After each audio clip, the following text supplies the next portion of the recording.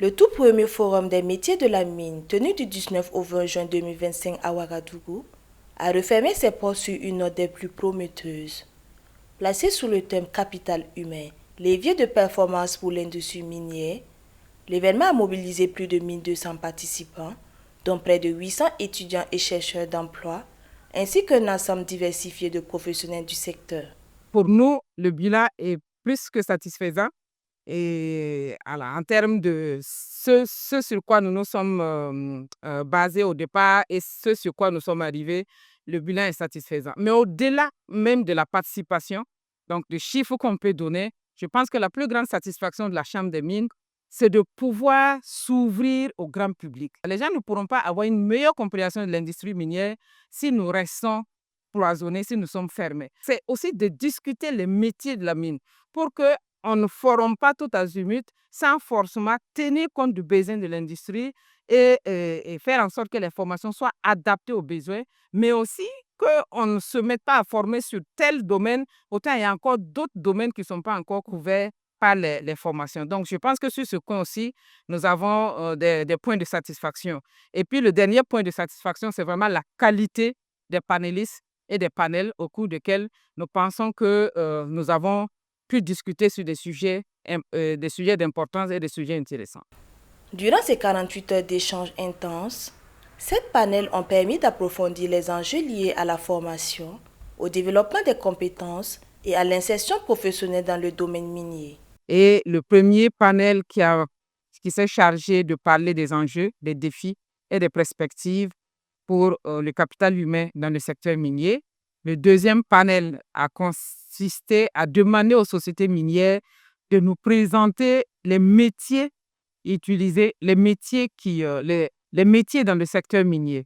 Et pour ce deuxième panel, nous avons eu le bonheur de nous entourer de l'ensemble des segments des activités du secteur minier, donc d'une mine en production, une mine à ciel ouvert, donc des spécialistes du souterrain, des spécialistes de l'analyse des échantillons, des forages miniers, des sociétés d'explosifs, ensemble qui nous ont donné un peu l'état des lieux des métiers du secteur minier. En troisième panel, nous avons discuté avec les centres de formation, les écoles, les universitaires, pour voir qu'est-ce qui existe en termes de formation. Et puis, dans le panel 5, nous avons discuté d'adéquation. Donc, les deux panels devaient nous permettre de pouvoir tirer les écarts et les discuter dans le panel 4 d'adéquation. Et puis ensuite, le panel 5 et 6 et 7 nous ont permis de discuter bonnes pratiques de l'industrie minière. Et le dernier panel, le panel sur les mutations et notre capacité d'anticiper les métiers, a été un panel riche et fort d'intérêt parce que ça a permis de pouvoir discuter un peu sur qu'est-ce qui s'en vient, entre griffes, sur les métiers par rapport aux métiers et en lien avec l'évolution, en lien avec l'utilisation de l'IA, de l'automatisation. Et je pense qu'ensemble, autour de ces 7 panels, nous avons pu co-construire des possibilités et faire en sorte que l'ensemble des acteurs qui ont participé, que ce soit les centres de formation, les universités, puissent avoir des choses à faire après le forum. Le secteur minier a aussi des choses à faire après le forum.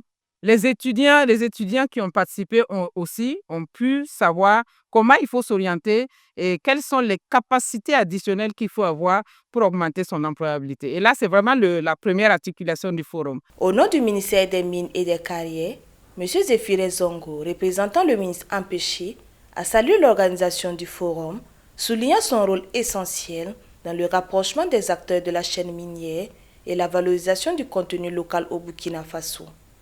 Vous savez que dans le secteur minier, il y a la notion de contenu local qui est mise en avant actuellement avec la nouvelle loi qui a été adoptée en 2024 et ses textes d'application.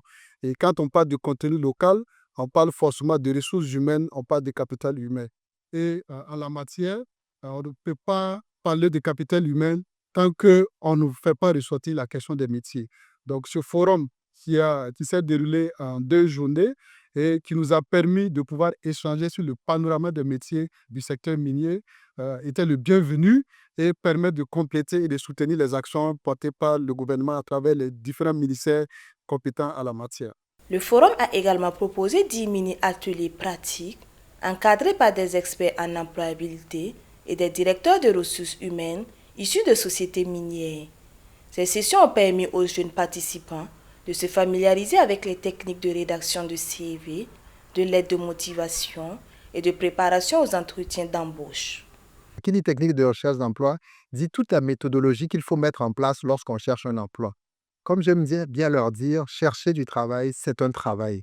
Ça part depuis la recherche de l'information, où trouver l'information sur les offres de recrutement, en passant par comment monter un bon dossier, à savoir un CV et une lettre de motivation, et comment se passe un entretien de recrutement, comment se préparer à un entretien, comment échanger pendant l'entretien et comment se comporter après l'entretien de recrutement. On peut retenir globalement à travers les questions de nos plus jeunes frères qu'il y a beaucoup d'attentes et il y a beaucoup d'informations qu'ils n'ont pas. Parce que pour beaucoup, je ne comprends pas pourquoi on demande beaucoup d'expérience, je ne comprends pas pourquoi il n'y a pas beaucoup d'offres. Lorsqu'il y a des offres, on demande de l'expérience. Donc, ils sont un peu comme perdus et ils n'ont pas vraiment une bonne lecture du marché de l'emploi. Lorsqu'un jeune me dit qu'il a déposé 2, 3, 4, 5, 6, 10 demandes et il ne comprend pas pourquoi on ne l'appelle pas, je comprends qu'il n'a vraiment pas une idée du marché de l'emploi. On ne peut pas aujourd'hui déposer 10, 15, 20 demandes et espérer avoir un emploi. C'est vraiment pas assez. Je leur ai expliqué, on a plus de 20, 30 000 entreprises au Burkina. Le secteur minier, c'est plus d'une dizaine d'entreprises. Les sous-traitants miniers, c'est une cinquantaine, une centaine d'entreprises. Donc, si on recherche un emploi dans les mines et qu'on n'a pas adressé une candidature à toutes ces entreprises minières et sous-traitants miniers et qu'on me dise je ne trouve pas du travail, c'est qu'on n'a pas compris la démarche de la recherche d'emploi. Il faut d'abord avoir un bon dossier, il faut cibler le maximum d'entreprises dans le secteur et il faut chaque jour envoyer une demande. Et une fois qu'on a envoyé cette demande, il faut avoir un tableau de suivi pour savoir j'ai envoyé 2 demandes aujourd'hui, j'ai envoyé 3 demandes demain, s'assurer qu'au bout de la semaine, on envoie une vingtaine de demandes et ensuite faire un suivi. Au bout de 1 mois, est-ce qu'ils m'ont répondu? Ils ne m'ont pas répondu? Est-ce que je les relance par mail? Est-ce que je les rappelle? Ensuite, utiliser les réseaux sociaux. Beaucoup d'offres passent par les réseaux sociaux et beaucoup sont absents des réseaux sociaux professionnels tels que LinkedIn, tels que Viadeo. Je les ai encouragés à avoir un profil, à se renseigner sur ce qu'on peut trouver là-dessus. On a le profil des devanciers. On peut aller voir leur parcours, les formations qu'ils ont suivies, comment est-ce qu'ils ont fait pour être là où ils sont aujourd'hui. Ça donne des exemples qui va les inspirer à se développer pour plus tard. Ce que j'ai retenu lors de cette formation, c'est comment améliorer mon CV. Parce que nous sommes beaucoup de candidats à postuler et la différence va se trouver au niveau de la rédaction de ton CV. Comment est-ce que tu te présentes et quand tu as l'occasion d'être appelé pour un entretien, quel comportement tu adoptes pour pouvoir faire la différence avec les autres candidats. Souvent, on fait des entretiens. 1 mois, 2 mois après, on a peur de relancer. Mais avec cet atelier, j'ai appris que oui, on peut relancer le client. Il y a aussi au niveau de la rédaction des CV, des erreurs qu'on faisait. Et avec cet atelier, j'ai appris beaucoup de choses et je pourrais m'améliorer pour me donner plus de chances d'être sélectionnée. Je peux dire que ces 2 jours ont été une grande satisfaction dans la mesure où nous avons eu un engouement, une grande mobilisation.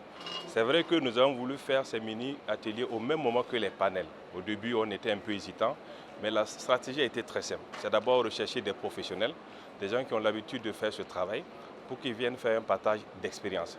C'est vrai que dès les premiers moments, on a d'abord utilisé une stratégie très simple qui est du bouche à oreille, demander aux étudiants, aux personnes qui sont intéressées de venir suivre.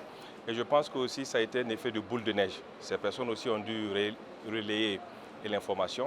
Ça a permis d'avoir aussi ce monde que nous avons eu. Présent à la cérémonie de clôture, M. Bolis Souleiman, représentant du président de la Chambre des mines, a salué une initiative qui contribue à placer la jeunesse au cœur de la transformation du secteur minier, tout en démystifiant un univers souvent méconnu. Nous sommes extrêmement satisfaits, non seulement de notre participation, mais de voir tout l'engouement qu'il y a eu autour de cette première édition du Forum des métiers de la mine.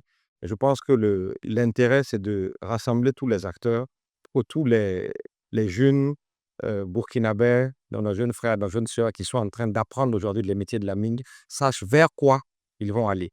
Tout à l'heure, je le disais, ils constituent aujourd'hui, eux, l'avenir du secteur minier burkinabé.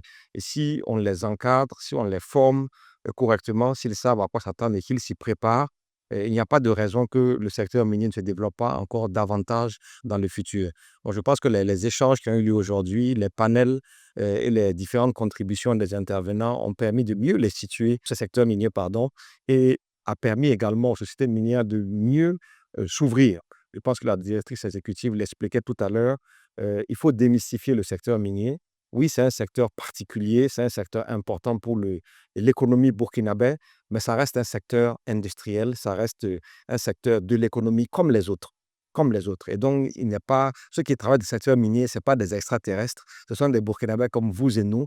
Et il faut que de plus en plus, cette tendance à la nationalisation des postes, au transfert des compétences, là, se renforce. Et c'est dans ce sens-là, je pense que le forum a pris toute son importance. Exposition.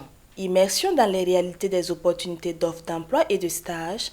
Ce forum aura incontestablement jeté les bases d'un nouveau dialogue entre formation, emploi et industrie minière. La jeunesse burkinabé en sort mieux préparée, plus informée et tournée vers les nombreuses opportunités offertes par le secteur. Le rendez-vous est d'ores et déjà pris pour une prochaine édition avec l'ambition renouvelée de faire du capital humain un moteur clé de développement minier au Burkina Faso.